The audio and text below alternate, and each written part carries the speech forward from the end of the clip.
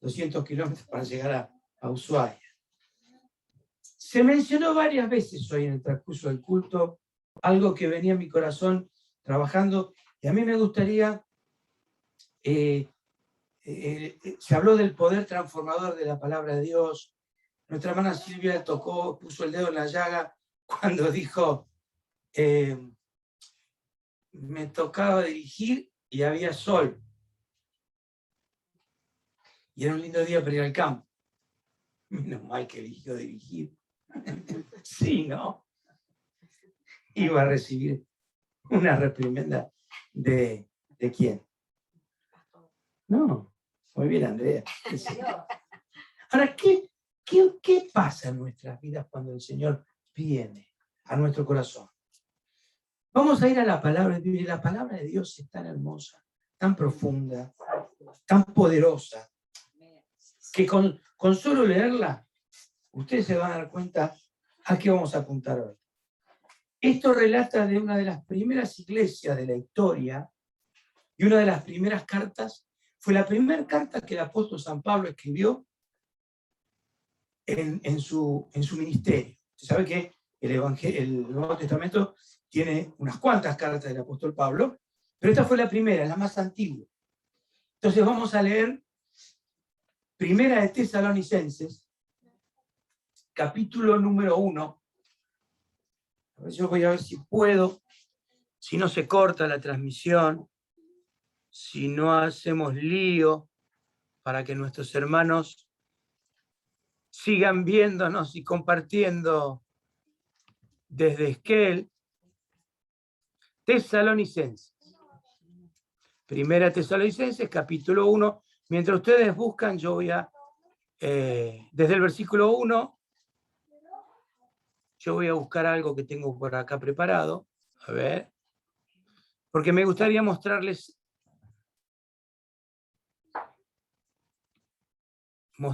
algo que preparé. Lo tendría que haber abierto antes esto. Pero bueno, ustedes me van a saber perdonar. Sobre todo porque quiero mostrarles un mapa. A ver.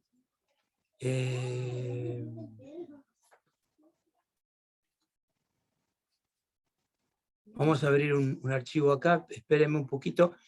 ¿Encontraron Primera Tesalonicenses capítulo 1? Bueno, yo les voy a pedir por favor que otro busque,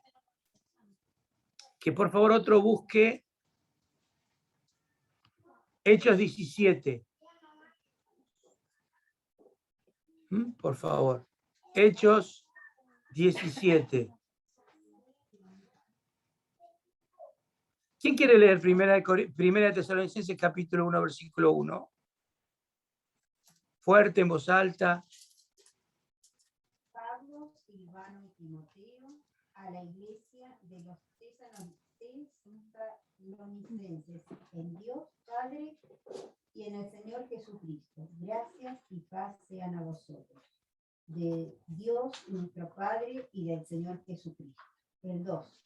Damos siempre gracias a Dios por todos vosotros, haciendo memoria de vosotros en nuestras oraciones. Seguí, todo. Sí, falta. Acordándonos sin cesar delante del Dios y Padre nuestro, de la obra de vuestra fe, del trabajo de vuestro amor y de vuestra constancia en la esperanza en nuestro Señor Jesucristo. Porque conocemos, hermanos amados, de Dios vuestra elección. Pues nuestro evangelio no llegó a vosotros en palabras solamente, sino también en poder, en el Espíritu Santo y en plena certidumbre, como bien sabéis, cuáles fuimos entre vosotros por amor de vosotros.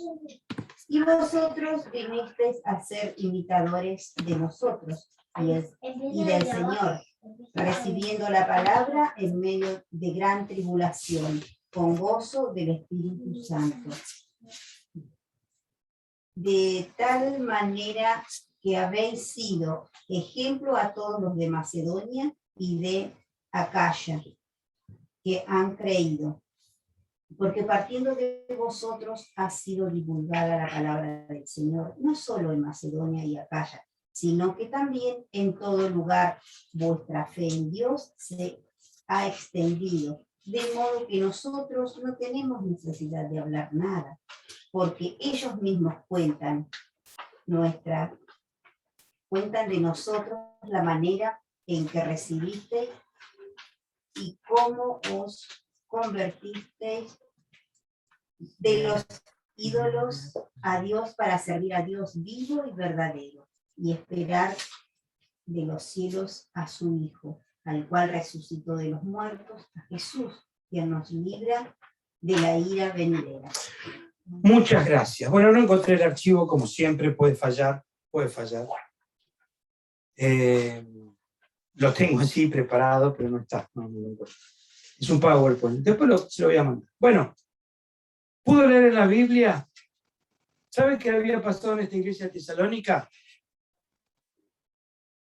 Cuando Pablo empieza a predicar el Evangelio junto con algunos compañeros en el segundo viaje misionero, ¿cuántos viajes misioneros tuvo Pablo? ¿Cuántos viajes misioneros hizo Pablo? 3. Muy bien, los alumnos del seminario. En el segundo viaje misionero sale con Silas o Silvano. Recorren, yo tenía el mapita para mostrarle. Bueno,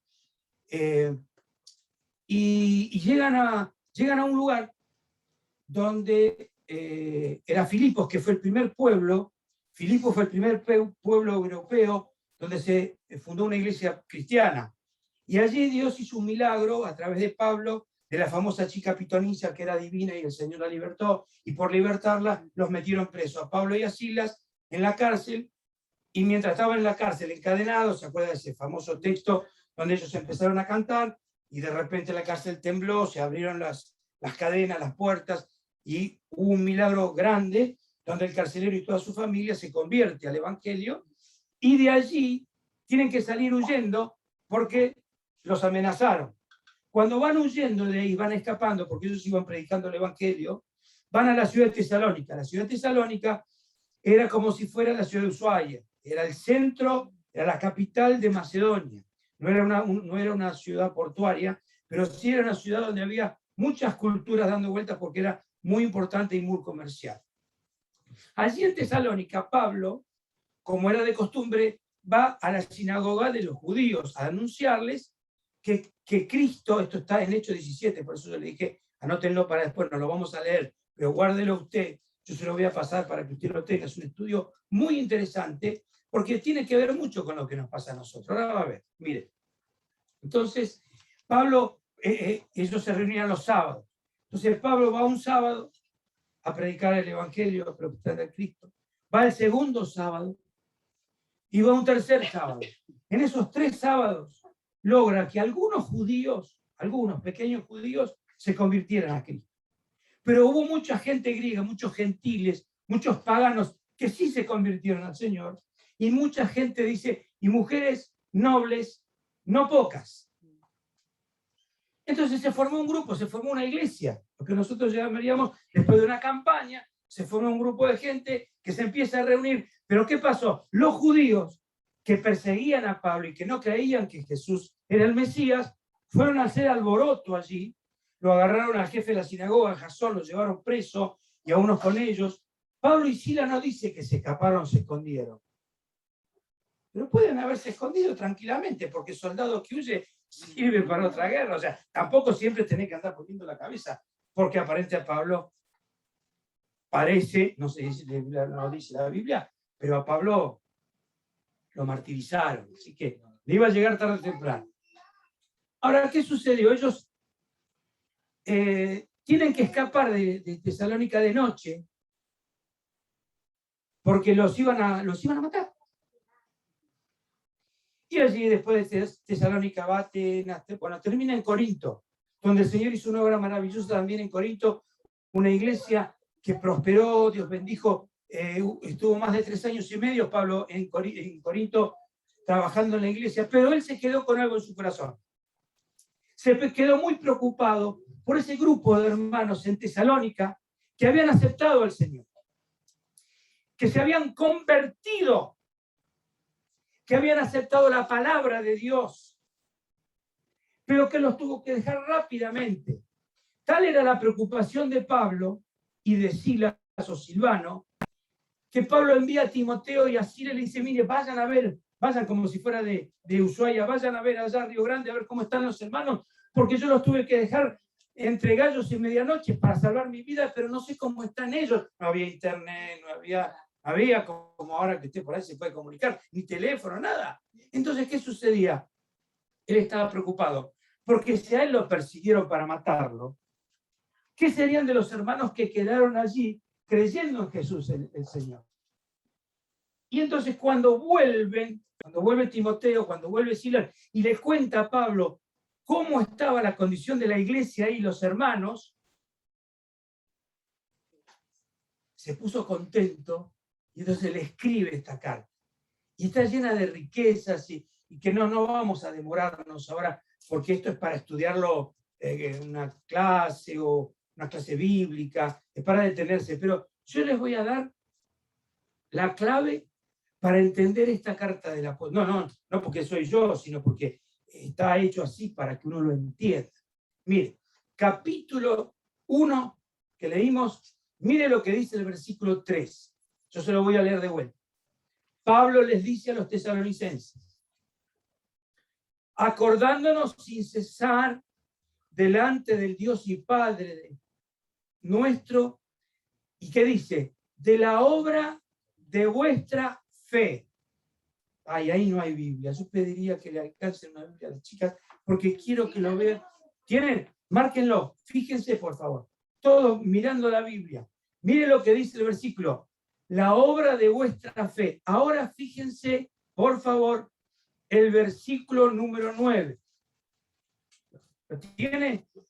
Leímos recién el 3, una partecita. Ahora vamos a leer el 9. Dice, ellos mismos cuentan de nosotros cómo nos recibisteis. Pero también dice, cómo os convertisteis de los ídolos a Dios.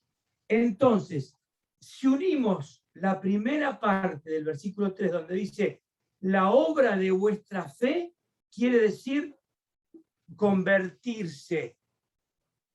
¿Cuál es la obra de la fe de los tesalonicenses? Se convirtieron no sirve la Biblia, no, se convirtieron de los ídolos a Dios. Ellos tenían ídolos de los dioses romanos, de los dioses griegos, infinidad de dioses. Tal es así en Grecia, que cuando Pablo va a Atenas, encuentra un altar para todos los dioses habidos y por haber. Y había uno que decía, por las dudas, al altar del Dios no conocido, ¿se acuerdan? Y bueno, así que miren los griegos, los dioses que tenían. Pero estos tesalonicenses, con 3 sábados nada más, nosotros acá hace 69 años que estamos en Argentina y acá hace 20 y pico de años. 3 sábados los hermanos en Tesalónica se convirtieron, dejaron los ídolos y la obra de la fe era que abandonaron toda idolatría. Pero usted me dice, bueno, pastor, pero yo no tengo ya la Virgencita de Luján, yo no sigo a San Roque, yo tampoco tengo los dioses griegos, romanos, pero podés tener el Dios del campo. Porque Silvia dijo, hoy tuve que luchar. Podés tener el Dios del dinero. Podés tener el Dios de la familia. ¿Se acuerdan de los Campanelli? No, hay mucha gente joven, pero se me cayó la sota. Era un programa que pasaba los domingos donde la familia unita tenía el Tano Campanelli, después hubo otros que quitaron. Y los Benvenuti, claro, está. Entonces, no me toqué la familia. Bueno, vamos a ver que puede haber infinidad de dioses que nosotros no nos damos cuenta que terminan siendo ídolos.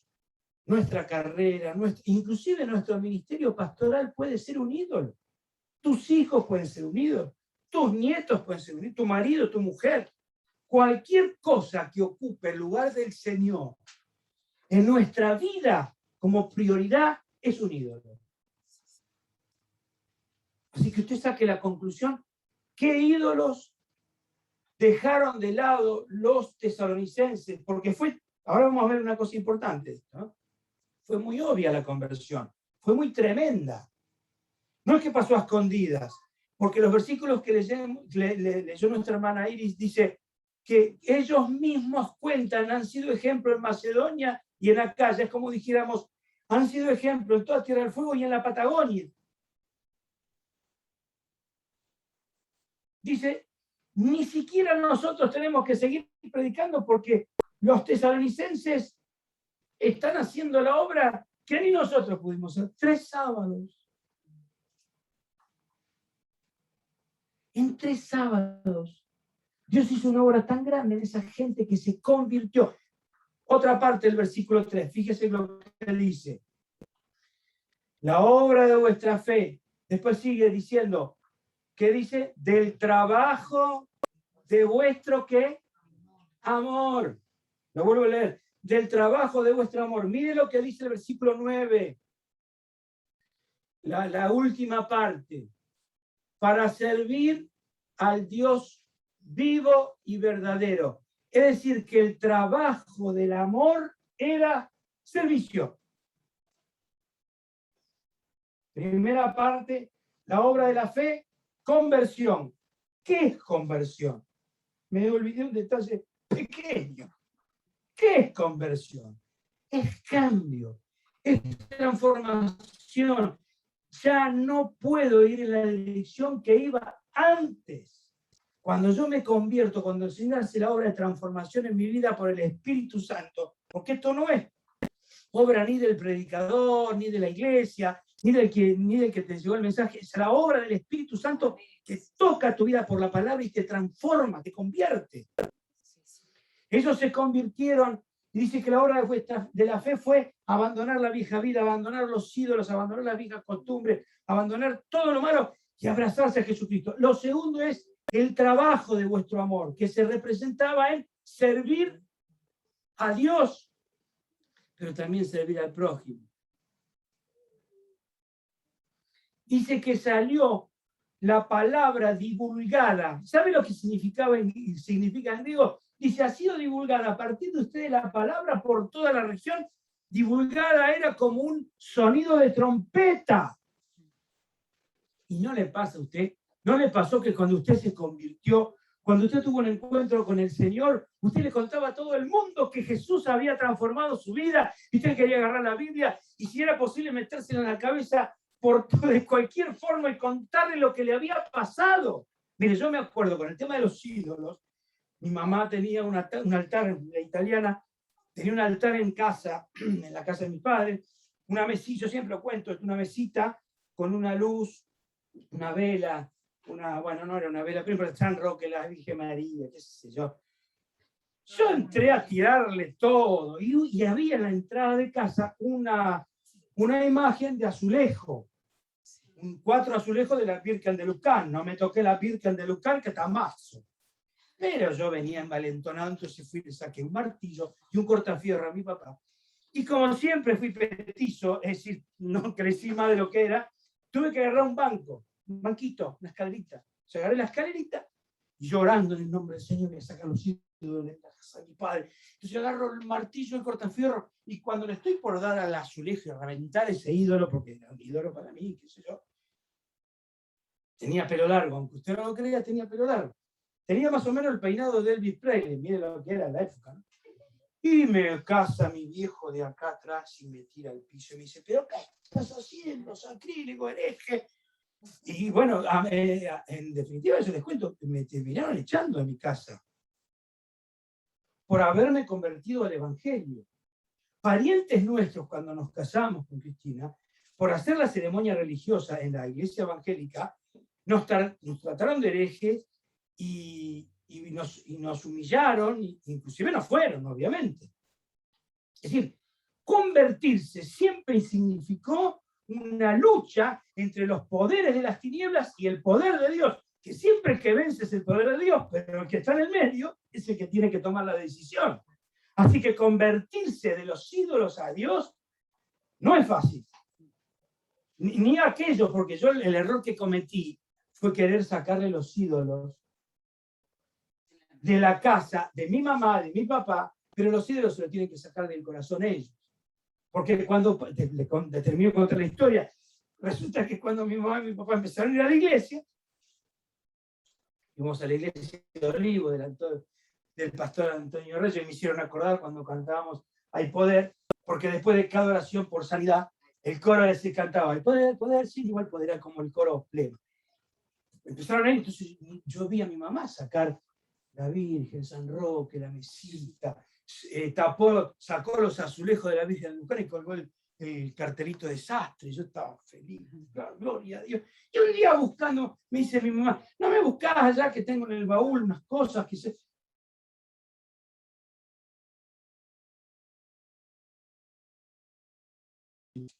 ¿De qué vale que los descuelgue de ahí y los tenga en un baúl? Los seguís teniendo en el corazón. No sé si usted llega a entender para dónde va la cosa. El servicio de conversión a Dios, el servir a Dios también es servir al prójimo.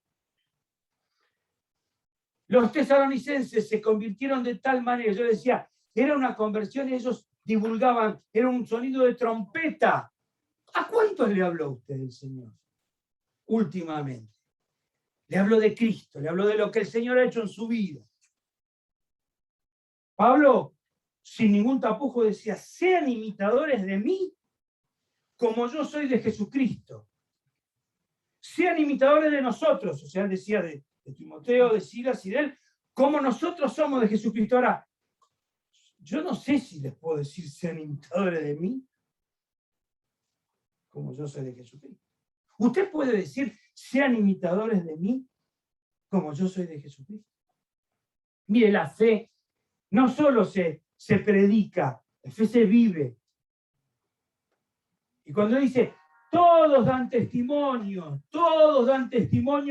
de lo que ha hecho Dios en sus vidas, es porque la gente no solo escuchaba, sino que veía lo que Dios había hecho en ellos, transformación, cambio.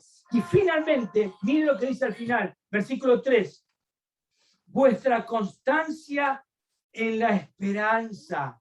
Vuestra constancia en la esperanza, el versículo 3 al final, ¿sí? ¿En quién tenían ellos esperanza? ¿En quién? Jesucristo. En Jesucristo. ¿Y en qué consiste la constancia en la esperanza? Versículo 10. Esperar de los cielos a su Hijo, al cual resucitó de los muertos, a Jesús, quien nos libra de la ira venidera. Si yo le pregunto a usted, ¿cuál es su esperanza? ¿Cuál es su esperanza? Seguramente usted tiene una esperanza. Yo tengo una esperanza. Pero la esperanza del cristiano es que venga Jesús de vuelta. Y si yo, por ejemplo, le dijera, que no va a pasar, ¿no? Porque a veces todavía me dan vuelta el mensaje, pero si yo le dijera, mire, en cualquier momento abre la puerta y viene Jesús porque lo estamos esperando. Y va a venir. ¿Cómo se sentiría usted? Supongamos que fuera verdad. Y que yo tuviera, y que el Señor dije, bueno, sí voy a ir. ¿Cómo se sentaría usted hoy en la silla? ¿Cómo estaría? A cada rato estaría dando vueltas por la puerta a ver si era Jesús el que viene. La misma insistencia, la misma expectativa, la misma ansiedad tendríamos que tener por la venida del Señor. Ahora yo digo, ¿cuánto predicamos de la segunda venida? Algunos todavía ni siquiera están sabiendo que el Señor vuelve por segunda vez. Pero la culpa de quién es? Es mía que no lo predico. Es del cristianismo que no lo estoy predicando. Es de la iglesia que ha adoptado otras historias.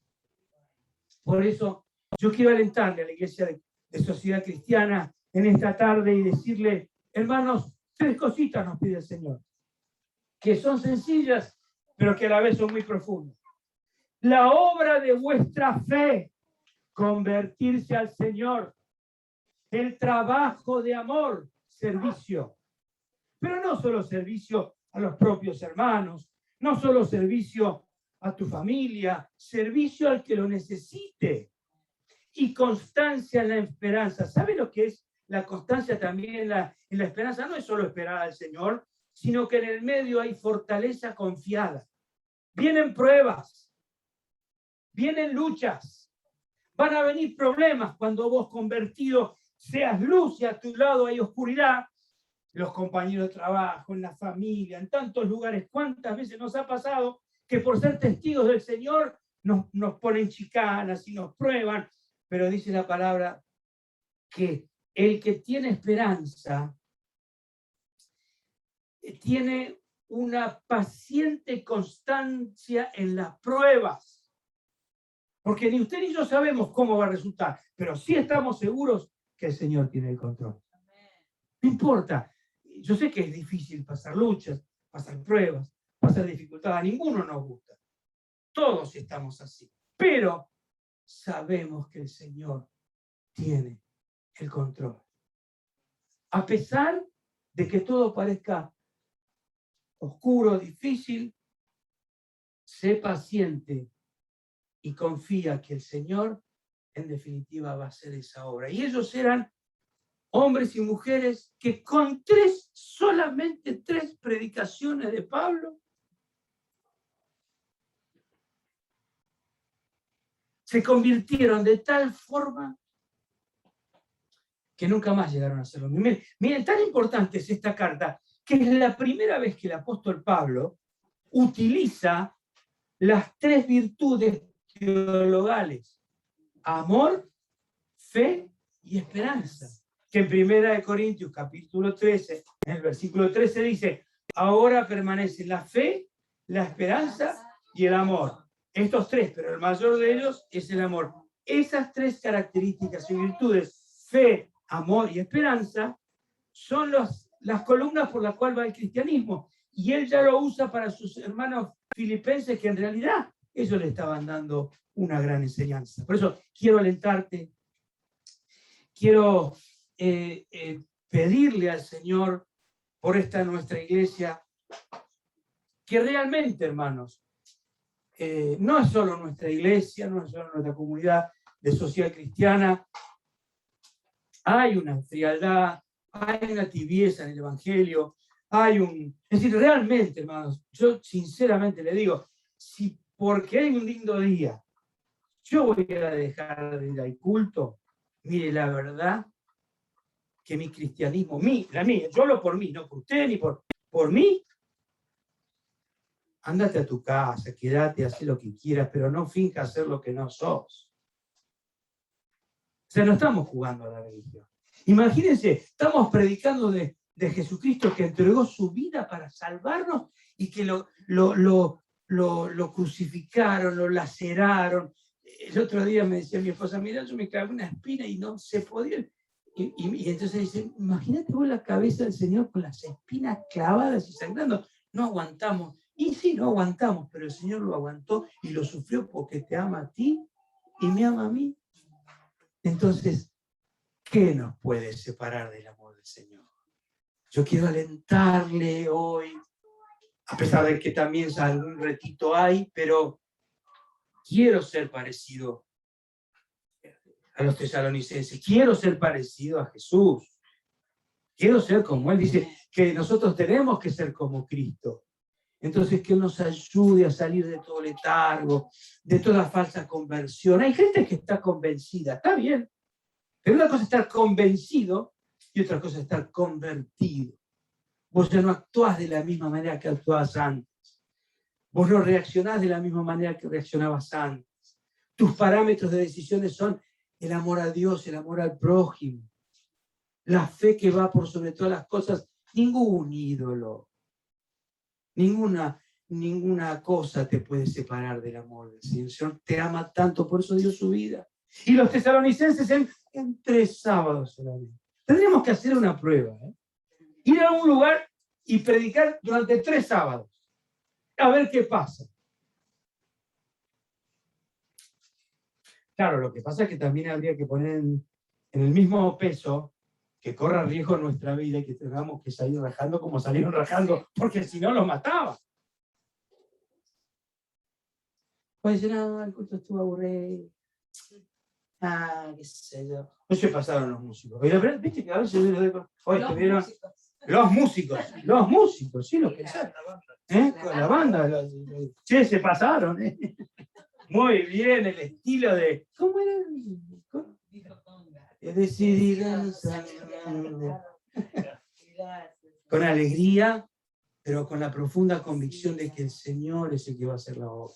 No te preocupes si hay cosas que todavía no las ves en tu vida. Van a llegar, pero lo importante es que sepas que existen.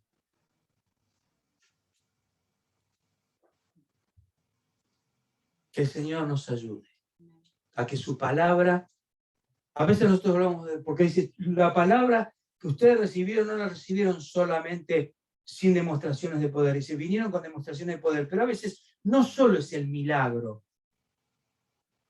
El original quiere decir que no solo es el milagro, el original quiere decir que la palabra de Dios en sí produce milagro.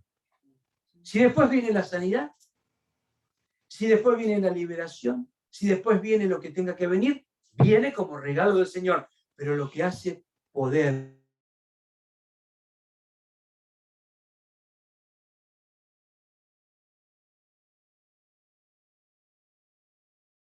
para que esa esperanza sean palpables, vivibles aquí en nuestro medio, en la sociedad cristiana de Librado.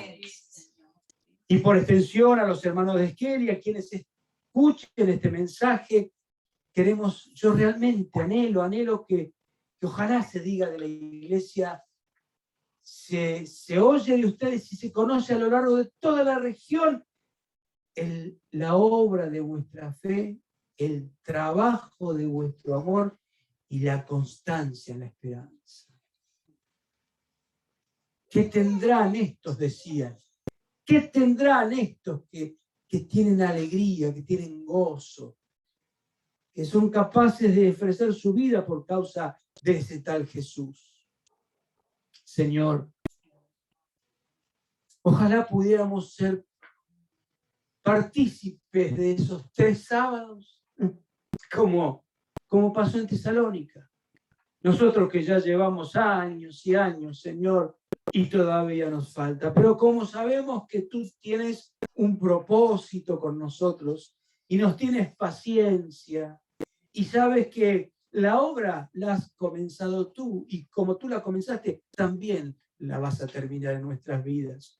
Hoy te queremos entregar si hay todavía alguna especie de ídolo, de idolatría en nosotros, la queremos desarraigar y traer a la cruz del Calvario en el nombre de Jesús. Renunciamos a esa idolatría, renunciamos a ese ídolo, que nada es en el nombre de Jesús, que nos ata, que nos detiene, que nos abruma, que nos tiene dominados. Lo soltamos, lo renunciamos en el nombre de Jesús para servirte a ti, convertirnos a ti de todo corazón y de una vez por todas, Señor, abandonando nuestra vieja vida y nuestras viejas idolatrías para también, Señor, que la obra de nuestra fe, que la palabra pueda ser divulgada.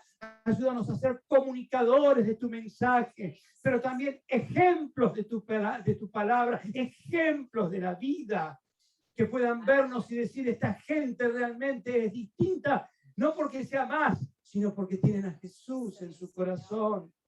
Y a mantener la esperanza, a pesar de las luchas, a pesar de las pruebas, Señor. Tu palabra no en vano culmina diciendo que tú vienes en breve, y la iglesia y el Espíritu dice, ven, Señor Jesús, estamos esperando tu venida. Pero mientras esperamos tu venida, nos mantenemos en esperanza, Señor. Esperanza por los que todavía no te conocen. Esperanza por los integrantes de nuestras familias que todavía no te conocen, Jesús. Esperanza por los seres a los cuales estamos llevando tu palabra y todavía no se han entregado a ti, Señor. Esperanza por el enfermo. Esperanza por el que está tribulado. Esperanza por el que está triste. Que en esta tarde, Señor, pueda el poder de tu Espíritu Santo, sí, dar una obra liberadora, profunda y llenarnos de esa esperanza y de ese gozo que nada puede apagar, Señor. Gracias te damos, Señor,